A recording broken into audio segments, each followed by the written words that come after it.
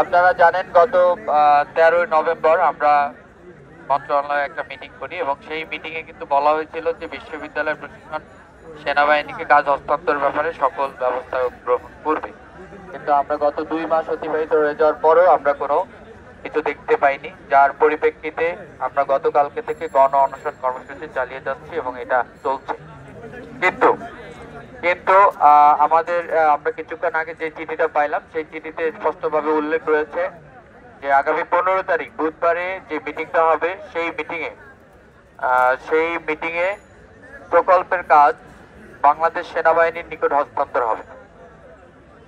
তারপর বিশ্ববিদ্যালয়ের বাণী ভবন ও হাবিবুর রহমান হল স্টিল স্ট্রাকচারের মাধ্যমে নির্মাণ করার জন্য প্রয়োজনীয় ব্যবস্থা গ্রহণ করবে এবং আবাসন যে ব্যাপারে যেটা বললো, আমরা যে অস্থায়ী আবাসন বলছে সেই অস্থায়ী আবাসনের ব্যাপারে তারা 15 তারিখে বসে সম্পূর্ণভাবে আলোচনা করবে।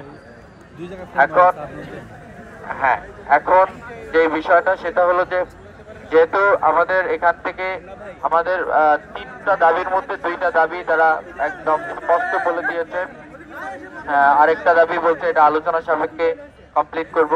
তো সেই জায়গা থেকে তারা যেহেতু আমাদের 3টা দাবির মধ্যে 2টা দাবি মেনে নিয়েছে, সেই জায়গা থেকে আমরা আমাদের অনশন কর্মসূচি প্রত্যাহার করছি। তবে মিটিং এর সিদ্ধান্ত পর্যন্ত এবং যতক্ষণ না আমাদের আবাসন ব্যবস্থার একটা নির্দিষ্ট সুরা হয় ততক্ষণ পর্যন্ত আমাদের বিশ্ববিদ্যালয় শাটডাউন থাকবে এবং এক্ষেত্রে বিসি ভবন সহ সকল একাডেমিক কার্যক্রম এর মধ্যে অন্তর্ভুক্ত থাকবে। আর আমরা অনশন কর্মসূচি প্রত্যাহার করছি। তবে কালকে সকাল 8টা থেকে আমাদের শাটডাউন কর্মসূচি চলমান থাকবে যতক্ষণ না এই মিটিং এ আমাদের এই ফাইনাল আমরা রেজাল্ট পাই।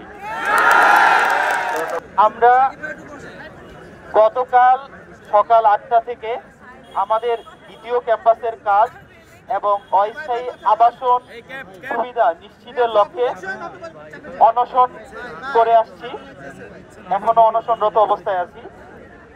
কিছুক্ষণ আগে আমাদের কাছে একটি চিঠি এসে পৌঁছেছে, যে চিঠিটার মাধ্যমে আমরা একটা আশার আলোর দেখতে পাচ্ছি আমাদের দ্বিতীয় ক্যাম্পাস নিয়ে, এবং আমাদের সুস্পষ্টভাবে তারা জানিয়েছে যে আগামী 15 তারিখ বুধবার সেনাবাহিনীর কাছে কাজ হস্তান্তর করবে।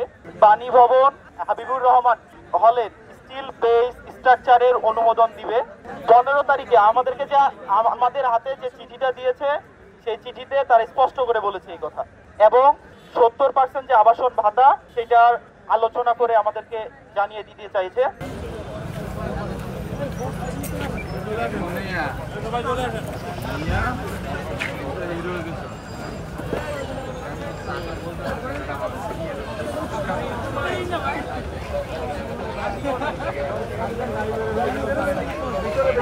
রাস্তা ছেড়ে দিলে